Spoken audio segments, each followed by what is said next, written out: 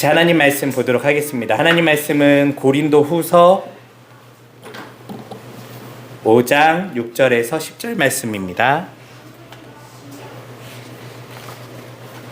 고린도후서 5장 6절에서 10절 말씀입니다. 네, 같이 저와 교독하며 읽도록 하겠습니다.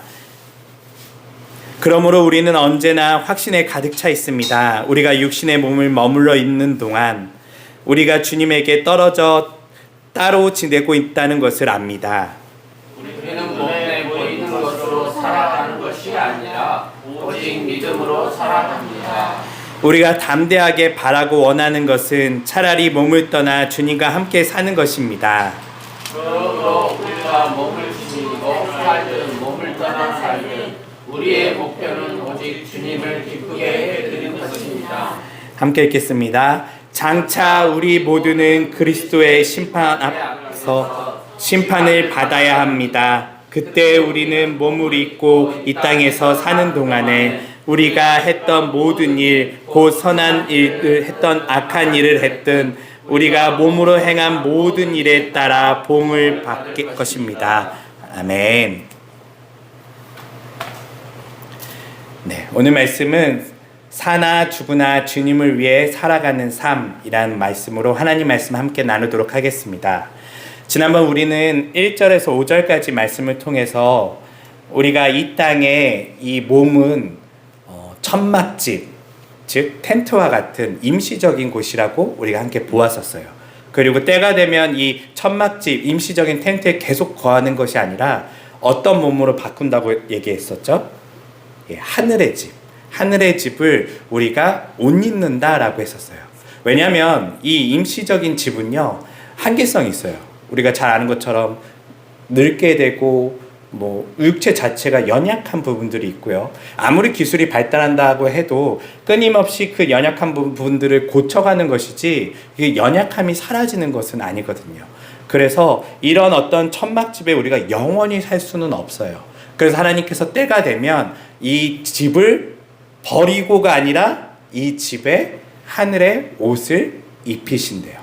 그러니까 완전히 새롭게 하나님의 이제 인간 2.0 업데이트가 일어나는 것이죠. 그래서 과거의 것을 완전히 버리는 개념은 아니고요. 우리 육체가 하늘의 옷을 입고 이제 영원한 하나님 나라에서 거할 수 있는 새로운 상태로 변한다는 거예요. 물론 우리는 이 상태를 상상할 수는 없어요. 네. 왜냐하면 우리는 우리가 본 것들 또 우리가 경험한 것들을 통해서 우리가 상상할 수 있는 것이지 사실 하나님 나라를 우리가 상상하는 것은 여전히 우리가 경험했던 것들에 대한 어떤 최상급의 상태를 상상할 뿐이에요. 하지만 완전히 다른 상태에 우리가 놓이게 될 거라는 것이죠. 그 상태가 어떤 상태일지는 알 수는 없어요. 하지만 확실한 것은 보이지 않는 하나님의 나라와 보이는 이 땅이 같이 통합됨으로써 우리 또한 보이지 않는 하나님 나라에 적합한 몸이자 보이는 하나님의 나라에 적합한 몸으로 변화될 것이라는 것이죠. 그 첫 번째 예가 누구였죠? 그 육체를 입은 첫 번째 예는 예수님이에요. 네. 그래서 이 예수님의 부활 상태의 몸을 보면요. 예수님은 어떤 몸이셨죠? 육체를 여전히 입고 계세요. 이거 되게 중요한 이야기예요. 사람들은 내가 죽으면 육체를 떠나서 영혼이 돼서 그냥 귀신처럼 살아가는 어떤 천사처럼 날아다니는 그런 세상을 상상할 수 있지만요. 하나님께서 예배하신 세상은요. 여전히 우리에게 뭘 주신다고요? 육체를 주세요. 그리고 그 육체가 다만 이 세상의 육체와는 조금 다른 형태인 것이죠. 예를 들면 예수님의 몸을 보면요. 문이 다 닫혀 있는데 그 공간을 통과해요. 네. 그 말이 무엇일까요? 예수님이 이렇게 옛날에 90년대 데이비드 카퍼필드처럼 이렇게 통과하는 그런 건 아니에요. 과학적인 생각을 좀 해보면 시공간을 우리가 넘나들 수 있으면 사실 시간과 공간은 같이 있거든요. 시간과 공간을 넘나들 수 있는 몸, 영원한 그러니까 시간 밖에 있는 그런 몸으로 우리가 변화되면 어느 공간이든지 원하면 쉽게 갈 수 있는 상태가 될 수 있겠죠. 뭐 이런 특징들도 있고요. 또 하나는 우리가 보면 이런 특징이 또 잘 나타난 것이 엠마오로 가는 길에서 또 나타나요.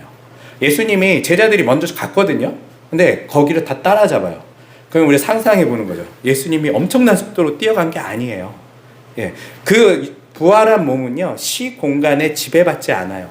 뭔가 이쪽에 있다가 저쪽에 있죠. 최근 과학자들이 많이 얘기하는 양자역학에서도 이런 현상들이 일어나요. 우리가 사는 세상에서도요, 물질이라는 개념은요, 여기도 존재하지만 사실은 여기에도 존재할 수 있는 가능성을 띄어요. 예. 이게 과학자들이 발견한 요상한 과학이에요. 그래서 이 과학이 얼마나 요상하냐면 아인슈타인이 이 과학은 과학이 아니다 라고 얘기했었는데, 현대 물리학에 있어서 여러분들이 가진 핸드폰만 보더라도요, 이 반도체 뭘로 만드는지 아세요? 이 양자역학을 가지고 만들어요. 전자가 어떻게 이동하는지. 근데 전자가 이렇게 이동하지 않아요. 전자는 어떻게 이동하는지 아세요? 마치 점프하듯이 움직여요. 여기 있다가 갑자기 여기 존재해요. 이런 어떤 모습들이 현대 과학에서도 보이는 것처럼 사실 우리가 상상해 보는 거예요. 이와 같다는 건 아니고요. 우리의 몸도 사실은 충분히 그렇게 하나님께서 변화된 몸으로 만들어 주실 거예요. 사실 여러분들에게 제일 갖고 싶은 초능력이 뭔가요? 저는 사실 이 순간이동이에요. 여행을 좋아하기 때문에 어디까지 가는 그 시간이 좀 힘들어요. 그래서 바쁜데 지각할 필요 없이 아침에 나서 회사 가고 싶으면 바로 그냥 순간이동해서 거기서 일하다가 또 집에 오고, 누구 만날 일 있으면 잠깐 가서 만나고 빨리 오고, 이러면 참 좋겠죠. 뭐 이런 아주 재밌는 상상들을 우리가 좀 해볼 수 있어요. 여전히 중요한 거는 부활한 우리 몸은 뭘 입고 있다고요? 여전히 육체를 입고 있지만 지금과는 다른 상태라는 거죠. 시공간의 지배를 받지 않는 육체. 그래야지 영원한 그 하나님 나라에서 영원히 거할 수 있겠죠. 이런 어떤 모습들을 우리가 하나님께서 우리에게 선물로 주실 거예요. 물론 이것을 더 상상해 보는 것은 뭐 자유예요. 더 상상해 보실 수도 있어요. 과연 나는 날아다닐 것인가? 여러분 혹시 날고 싶으신가요? 네, 날고 싶어요. 저도 날고 싶어요. 뭐 날아다니는 몸을 상상해 볼 수도 있을 거예요. 더 나은 어떤 세상의 어떤 모습들을, 저는 이거를 막고 싶진 않아요. 마음껏 상상하고 그 나라를 소망해 보는 것도 하나님께서 우리에게 주신 또 그러한 즐거움이라는 것이죠. 하지만 확실한 것은 뭐냐면 영혼들이 날아다니는 나라는 아니라는 거예요. 여전히 우린 뭘 갖고 있다고요? 육체를 가지고 있어요. 그럼 어떤 사람은 이런 또 고민에 빠지게 돼요. 그러면 내 육체는 어디가 좀 안 좋고 내 얼굴은 조금 흔히 비교적으로 그렇게 뭐 TV에 나올 만큼의 얼굴은 아닌데, 그러면 하나님 나라에서도 이 얼굴로 영원히 살아야 되는가? 라는 것이 슬퍼질 수도 있어요. 예, 슬퍼질 수도 있어요. 대부분 슬퍼지죠. 이 육체를 가지고 영원히 사는 건 슬퍼지는데요. 하나님 나라는 그와는 좀 달라요. 예. 이 땅에서 우리는 우리 육체를 비교하잖아요, 서로요.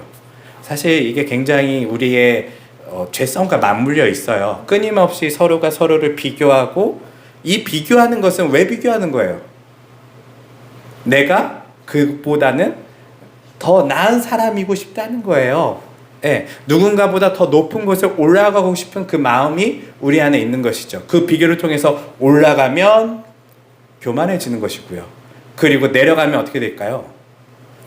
예, 낙심하고 자존감이 떨어진 상태로 있어요.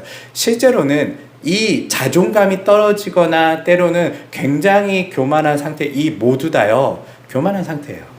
예, 누군가 나와 비교하고 있는 거거든요.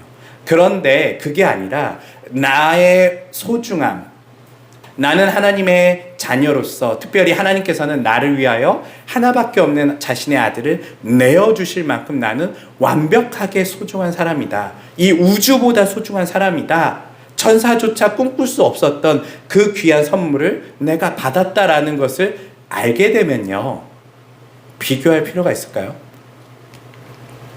그래서 하나님 나라에서는 안타깝게도 여러분들의 외모가 굉장히 그 배우들처럼 완벽해지지 않을 수도 있어요. 하지만요, 그 나라에서는 누구도 거기서 절망하지 않아요. 누구도 거기서 우울하지 않아요. 왜냐하면 무엇을 여러분들이 지녔기 때문에? 네, 하나님의 사랑을 온전히 잊고 있기 때문에 우리의 자존감은요, 누군가 나를 칭찬하는 수준이 아니라요, 우리의 자존감은 상상할 수 없을 정도로 높아져 있을 거예요. 그러면 그 생활 속에서 우리가 누군가 비교하면서 뭐 인스타에 뭐 사진 올리면서 서로 그렇게 비교하고 있을까요? 그렇지 않아요. 그냥 그 삶을 너무나 행복하게 만끽할 수 있어요. 왜냐하면 우리를 사랑하시는, 이 우주보다 우리를 더 귀하게 여기시는 하나님께서 우리 앞에 계시기 때문이죠. 이게 사실은 하나님 나라의 모습이에요. 그렇다면 이 모습은 이 땅 가운데서는 지금 어떻게 일어나고 있을까요? 이것을 좀 우리가 상상해 보면 이 땅 가운데서 사실 하나님의 백성, 하나님의 자녀라면 일어나야 해요, 사실은요. 여러분 혹시 거울 보면서 어떠세요? 왜 한숨 쉬세요? 예, 그 정도까지는 아닌 것 같은데 한숨 쉴 정도의 외모는 아니잖아요. 예, 저도 이렇게 미용실이나 이발관 가면 한 30분, 1시간 정도 이렇게 얼굴 이렇게 보고 있잖아요. 멍하게. 누가 거울을 없애버렸으면 좋겠다는 생각이 있어요. 왜냐하면 분명히 지난달만 해도 이거보다 좀 나았는데 점점점 얼굴은 동그래지고 있고 점점점 뭔가 뭐 까무잡잡해지고 있고 피부도 뭔가 불투명해지고 있고 뭔가 이런 모습들을 보면서 이렇게 머리를 자르면 자존감이 확 올라가야 되는데요, 이상하게 그 거울을 한 1시간 보면 자존감이 많이 내려가요. 예. 우리 여성분들 경험하시나요? 미용실 가면 막 그 TV에 보면 너 이렇게 막 즐거운 마음으로 이렇게 밖에 나오잖아요. 정말 그래요? 실제로는요, 1시간 동안 나를 보고 있으면요, 푹 내려가요. 왜 운동 좀 하자, 그만 좀 먹자, 막 이런 생각 든단 말이에요. 이러면 안 되는데 내가 빨리 다이어트를 해야지, 여러 가지 생각들이 들어요. 그런데 하나님의 자녀는요, 사실 거기에 내려가시면 안 돼요. 네. 여러분들은 누구라고요? 하나님의 자녀예요. 하나님께서 이 세상 무엇보다도 소중히 여기신다고요. 얼만큼 소중히 여기냐면 내 하나밖에 없는 아들인 예수 그리스도를, 하나님의 아들인 그 예수 그리스도를 내어줄 만큼 소중히 여긴다고요. 한번 생각해 보세요. 여러분들의 가족 중에 누군가를 내 친구를 위해서 내어줬어요. 내 친구를 살리기 위해서요. 그런데 그 친구가 날마다 거울 보면서 나는 이 세계에서는 안 된 것 같아, 그런 것 같아, 막 이런 생각을 하면서 우울해 있고 자존감이 낮아 있다면 여러분들이 그 모습을 보면 마음이 어떠시겠어요? 너무나 아플 거예요. 내가 너를 얼마나 소중히 여기서 이만큼 나의 가장 소중한 것들을 드렸는데, 너가 행복하게 살기 원하는데, 너가 즐겁게 살기 원하는데 항상 늘 뭔가 눌려있고 힘들어하고, 이런 모습을 우리가 그런 모습으로 산다면 하나님께서는 슬퍼하실 거예요. 우리의 자존감을 높이는 방법은요, 좋은 맛집에 가서 사진을 찍는 게 아니고요, 예쁘게 우리 몸을 단장하는 거 물론 좋을 수 있어요. 그것도 하나의 미적인 어떤 활동이니까요. 그렇지만요, 자존감을 여러분들이 온전히 회복하기 위해서, 다른 말로 여러분들의 삶을 제대로 회복하기 위해서는 뭐가 필요하다는 것이죠? 하나님의 사랑을 아는 것이 필요해요.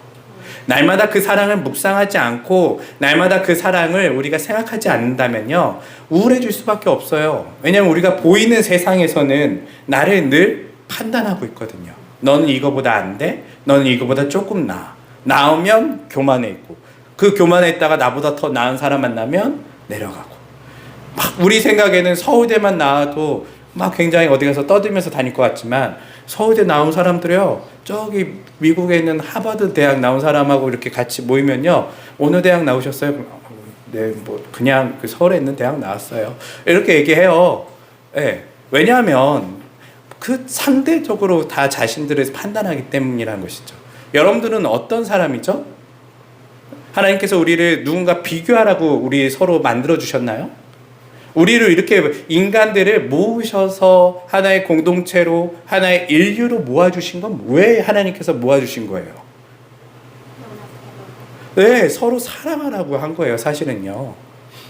모이면 모일수록, 다른 사람을 보면 볼수록 오히려 내 사랑이 더 커지고 회복돼야 되는데, 우리는 다른 사람을 볼 때마다, 인터넷을 볼 때마다, SNS를 볼 때마다 뭘 하냐면요, 늘 회복하고 그 사람을 높여주고 사랑해주는 게 아니라요, 비교하고 그 사람을 정죄하고 이런 마음들로 우리가 가득 차 있기 때문에 우리의 마음에 하나님의 그 사랑이 묵상될 리가 없는 것이죠. 우리는 아침마다 SNS를 키듯이 사실은요, 아침마다 하나님의 사랑을 묵상하셔야 돼요. 이 땅에서 우리의 육체를 주신 하나님의 놀라우신 그 사랑, 그리고 하나님께서 나를 위해서 어떠한 대가를 치르셨는지에 대한 그 복음의 핵심, 그 복음이요, 단순히 믿고 구원받는 복음이 아니에요. 그 복음은요, 이 땅에서도 절망 속에 있는 사람에게 온전한 회복을 주는 복음이에요. 이것만 있으면 우리는 세상을 회복시킬 수 있어요. 그런데 우리는 이걸로 회복시키지 않고 뭘로 회복하려고 하냐면 자꾸 물질로 회복하려고 하고, 자꾸 더 가지려고 하고, 남들보다 더 나으려고 하고, 더 배우려고 하고, 이 뭔가 비교적으로 다른 사람보다 더 나음을 통해서 내가 회복될 수 있을 거라고 상상하지만요, 천만의 말씀이에요. 복음은 단순해요. 예수 그리스도의 사랑을 아는 자는요, 아무리 못 배워도, 아무리 이 세상의 사람들이 보기에 재밌게 생겼어도 그 사람은요, 회복될 수 있어요.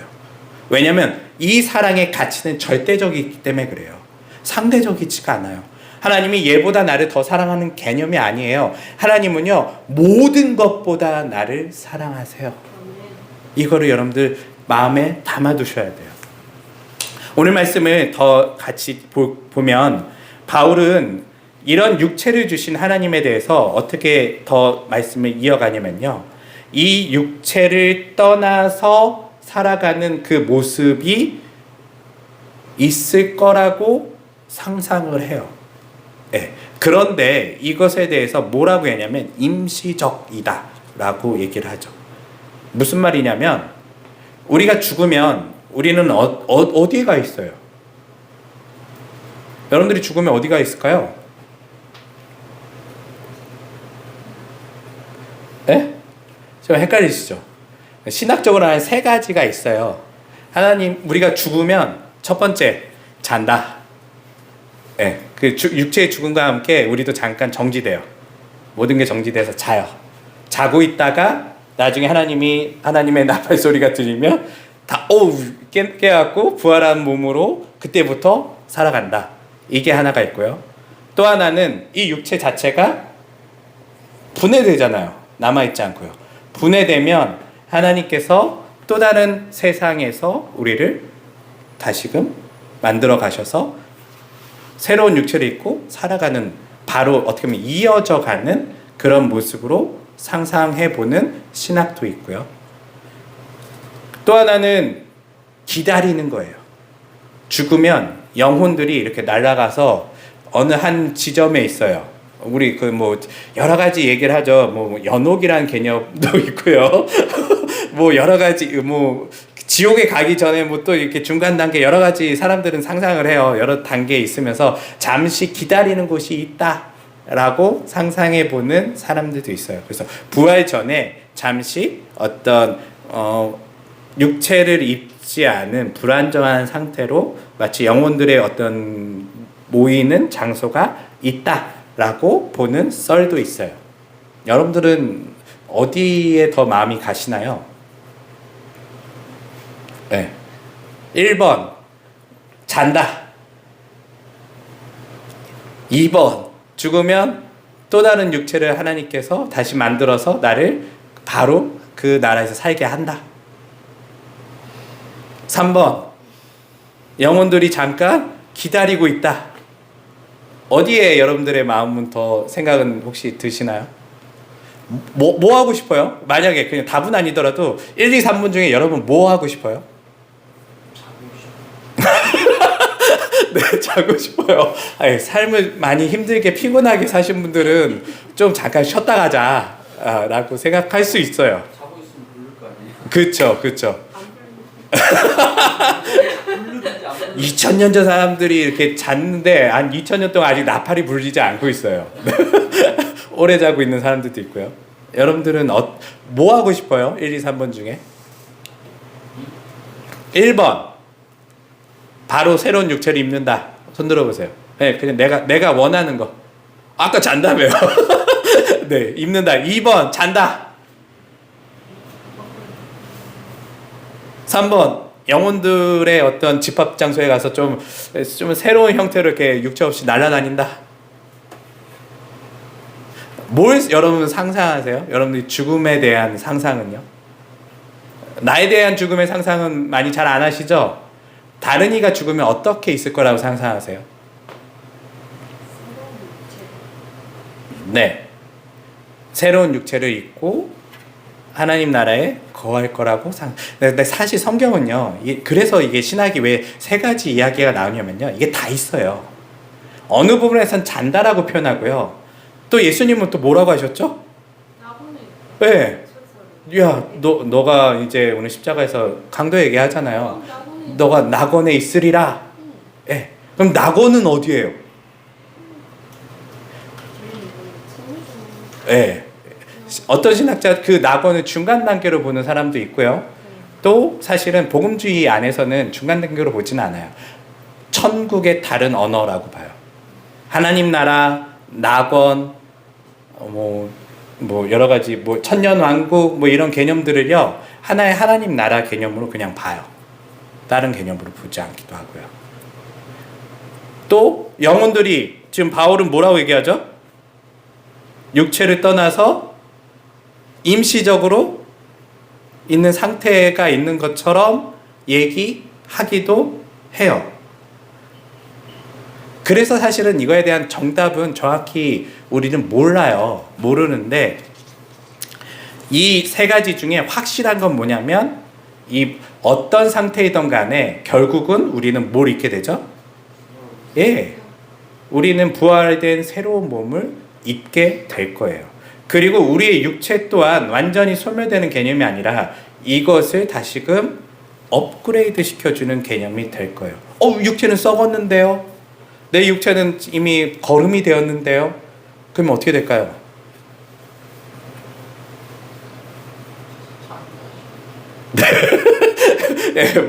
네, 맞아요. 우리 육체는 여러 가지 형태로 바뀔 거예요. 네, 바뀌겠지만 사실 이 세상을요, 과학자들이 분석하기로는 우리는 하나의 사실은 원자와 그냥 분자로 다 되어 있어요.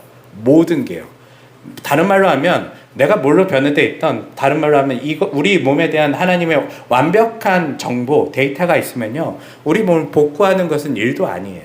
우리가 컴퓨터로 삭제된 파일 복구하는 거 컴퓨터 잘하는 사람한테 일도 아니듯이요, 우리에 대해 온전하게 아시는 하나님이요, 우리를 다른 곳에서 다시금 복구하고 다시금 육체를 입히는 것은요, 과거 사람들은 막 시체가 일어난다고 생각했었어요.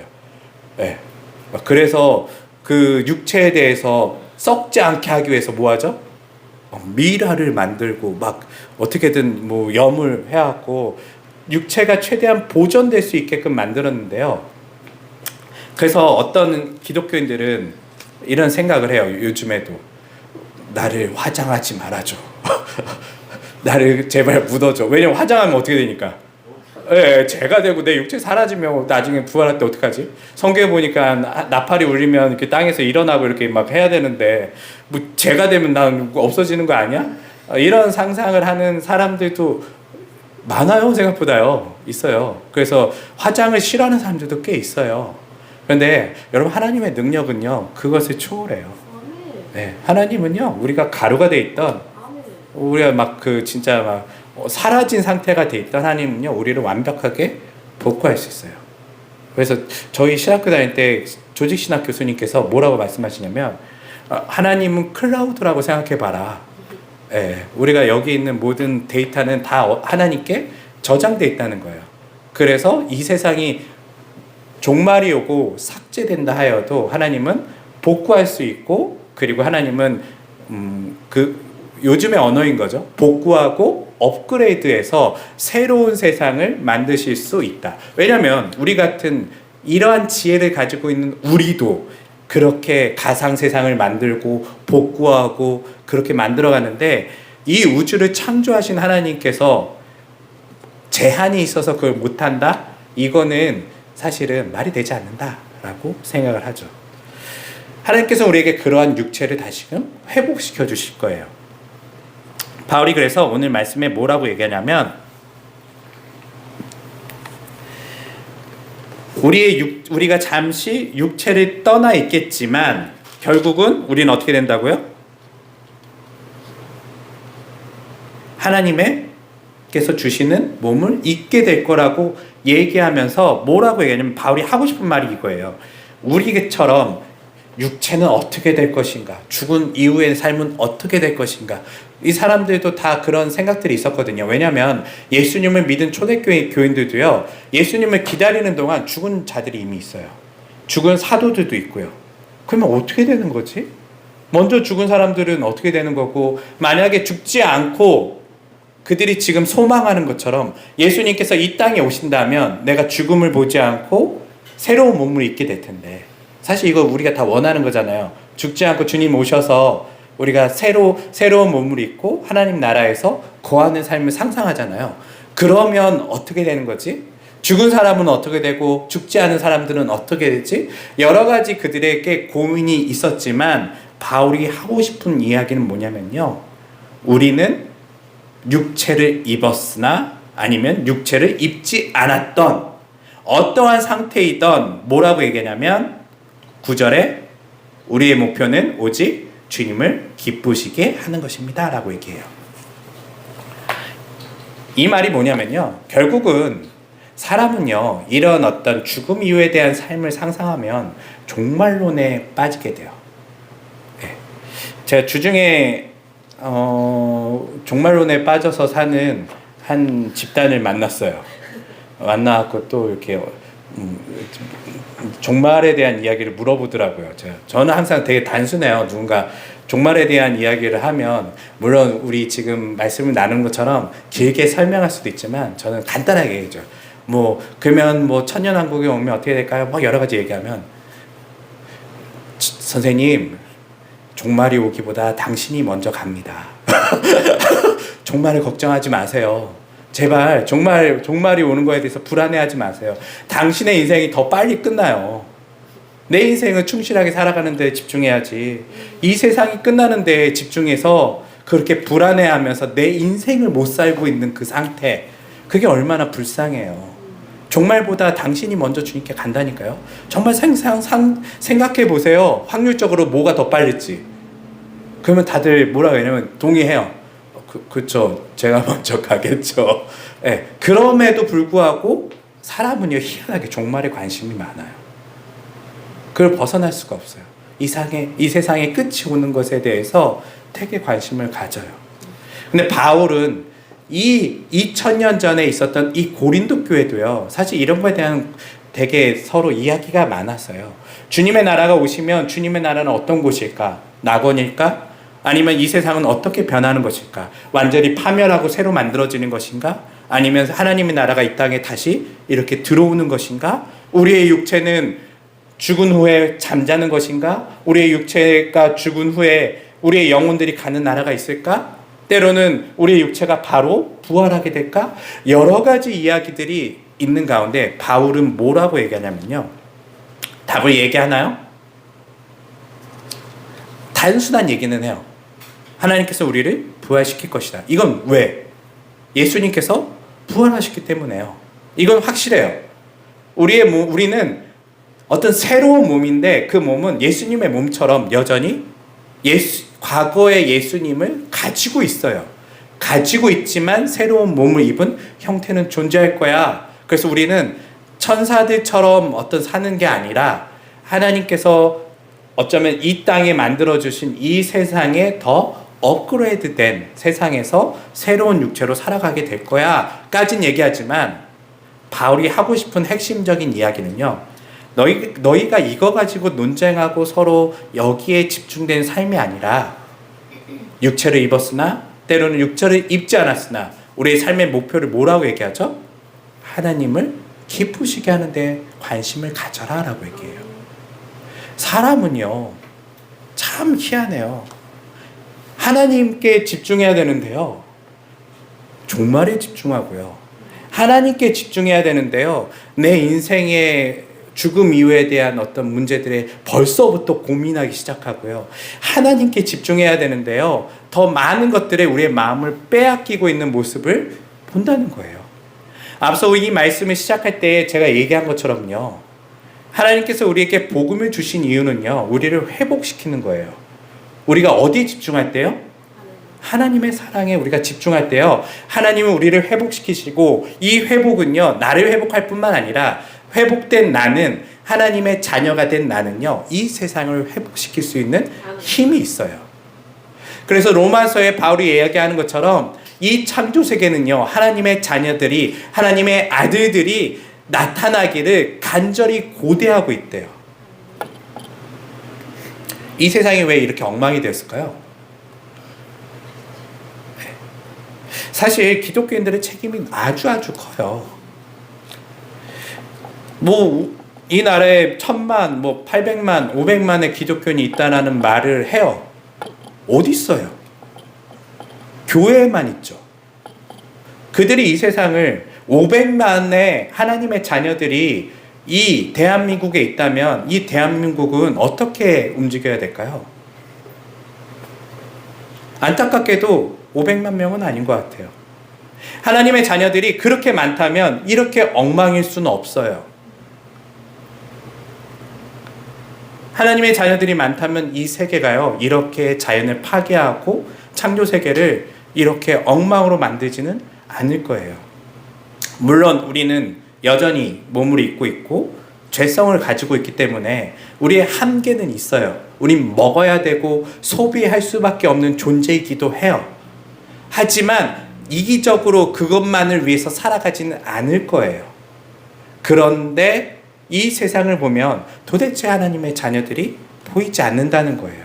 왜냐하면 그들이 복음을 들었으나 어디에 집중된 삶을 살고 있냐면 나에 집중된 삶을 살고 있기 때문에 그래요. 이 세상에 우리가 만든 모든 문명은요 다 이거예요. 사실은요, 어떻게 나를 우상화할까, 어떻게 내가 더 나은 사람이 될까, 어떻게 내가 남보다 더 뛰어날 수 있을까, 모든 것이 나에게 맞춰져 있어요. 살아도 나고 죽어도 나예요. 죽음 이후의 삶도 나에 대한 걱정일 뿐이에요. 모든 것을 나 중심으로 생각하는 이 땅의 많은 사람들, 이 땅에 그리스도인이라 말하고 있는 수많은 사람들, 그들에게 바울은 이렇게 얘기하고 있는 거예요. 그게 아니라 살아있으나 죽었으나 몸을 떠났으나 어떤 상태든 그게 중요한 게 아니야. 종말이 오나 종말이 아직 오지 않았으나 그게 중요한 게 아니라 우리의 인생의 목표는 어디에 삼으라고요? 하나님을 기쁘시게 하는데 삼으라는 거예요. 웨스터민스터 소위름 문답의 제1을 보면 뭐라고 얘기하죠? 네. 인간의 제일된 목적은 뭐라고요? 네.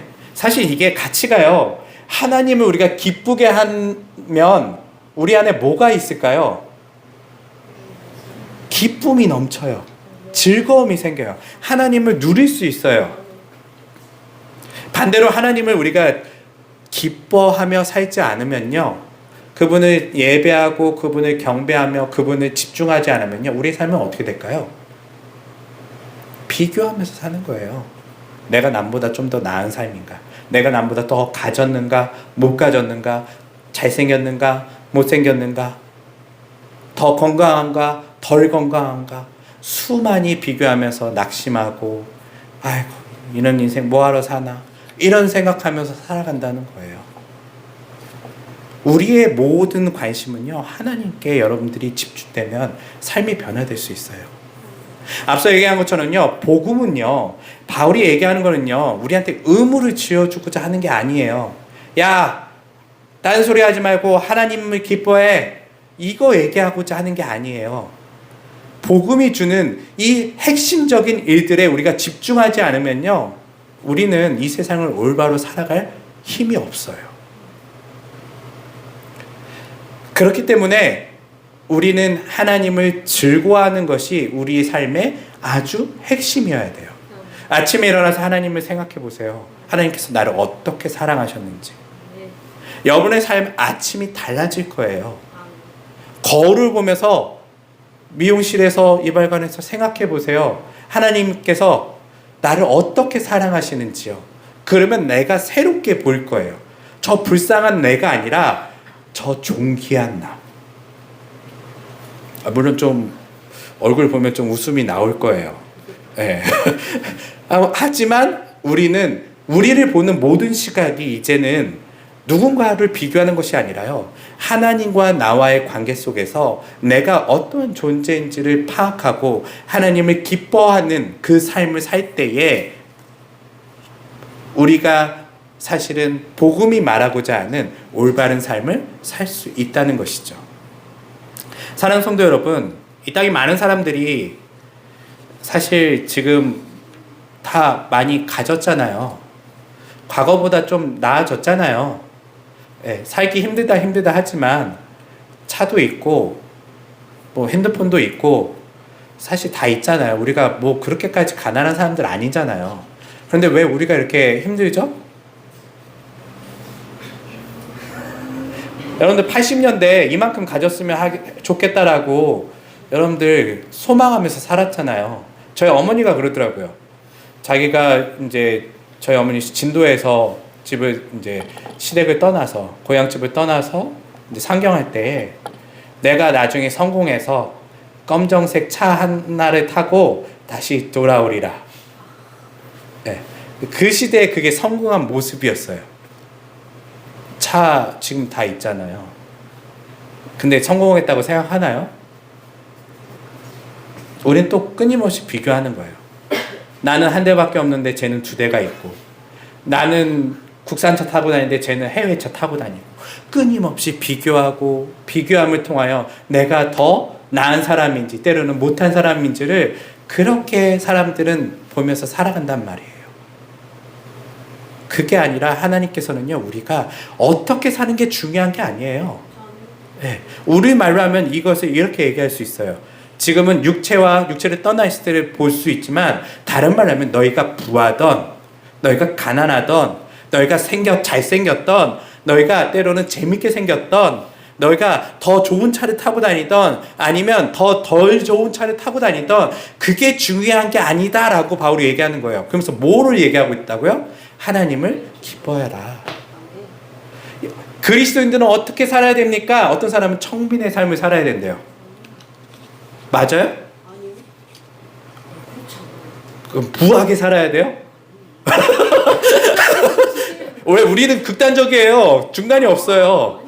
사람들의 생각은 되게 단순해요. 극단적이라서요. 청빈하면 가난하게 사는 게 하나님의 모습이지, 부하면 많은 재물을 걷어서 깨끗한 부자, 그래서 더 베풀고 사는 게 하나님의 모습이지. 이런 책들 많이 나오잖아요. 양극단에 있는 책들이 나와요. 네. 근데 바울이 뭐라고 하냐면 그게 아니래요. 네. 그게 아니라 가난하던 부자이던 하나님을 기쁘시게 해라. 건강하던 아프던 하나님을 기쁘시게 해라. 이게 우리 그리스도인에게 요구되는 거예요. 그만 우리가 더 이상 비교하지 마세요. 내 삶이 어때야지 하나님을 기뻐하는 게 아니라요, 내 삶 자체가 우리를 창조하신 하나님의 우리를 향한 목적, 인간의 목적 자체가 뭐라는 거라고요? 하나님을 기쁘시게 하는 거예요. 가난한 나라에 살았으면 부자가 아니기 때문에 하나님을 기쁘게 못하니까 그만둘 건가요? 솔직히 부는 대부분 날 때부터 결정되잖아요. 네. 아니면 여러분 붙자면 모든 걸 다 팔면 여러분들이 하나님을 기뻐할 수 있을까요? 그것도 아니에요. 사람들은 늘 앞서 얘기한 것처럼요, 남들보다 내가 더 거룩해지고, 이게 청빈의 모습도 그런 거예요. 내가 더 가난해지면 하나님을 기뻐할 수 있겠지. 천만의 말씀이요. 가난한 사람 가보세요. 하나님 기뻐하면서 사는지요. 내가 부자가 되면 내가 더 넘치기 때문에 하나님의 은혜를 감사하며 살겠지. 부자를 한번 찾아가 보세요. 감사하며 사는지요. 이 문제가 아니에요. 우리에게 주어진 삶이 있어요. 어떤 사람은 원치 않은 부를 얻을 때도 있고, 때로는 원치 않은 가난을 얻을 때도 있고, 원치 않은 질병을 얻을 때도 있고, 원치 않은 건강은 좀 했으면 좋겠어요. 원하는 건강을 노력하는 사람들도 있을 거고요. 수많은 인생의 모습은 다 달라요.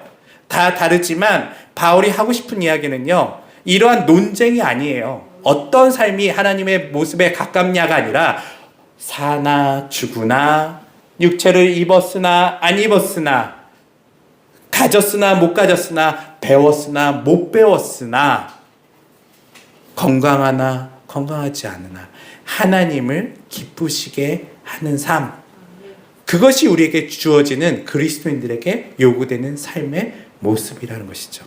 사랑하는 성도 여러분, 인생의 목적을 좀 수정하세요. 그만 비교하세요. 다른 사람이 자랑하면요, 낙심하지 마세요. 여러분 그거보다 더 소중한 걸 얻었잖아요. 거기에 왜 실망하세요? 내가 가난하다라고 해서 낙심할 필요 없어요. 여러분들은 천하보다 귀한 예수님을 가지고 계시잖아요. 물론 우리에게 풍요로움이 있었으면 좋겠어요. 이건 바람이지만 예수님도 가난하셨어요. 그러면 예수님은 어떻게 사셨을까요? 나는 가난하니까 나는 슬퍼. 뭐 이렇게 사셨을까요? 그분은 모든 것이 없지만 모든 것을 가진 사람처럼 사셨어요. 우리의 모습이 그래야 된다는 거예요. 그리스도인들의 모습은요, 내가 아프지만 마치 건강한 사람처럼, 온전한 사람처럼 다른 사람을 섬길 수 있어야 되고요. 내가 가난하더라도 모든 것을 가진 사람처럼요, 마음에 여유를 가지고 살아갈 수 있는 힘, 그게 어디 있다고요? 하나님을 즐거워할 때, 하나님을 우리가 기쁘시게 할 때에 우리에게 얻어지는 힘이라는 것이죠. 아침에 일어나서 그런 삶을 꿈꾸시고 저녁에 잘 때에 그 삶을 기뻐하시면서 잠들 수 있는 그러한 인생의 목적이 수정된, 사나 죽으나 하나님을 기쁘시게 하는 모두가 되시기를 주님의 이름으로 축원합니다. 기도하겠습니다.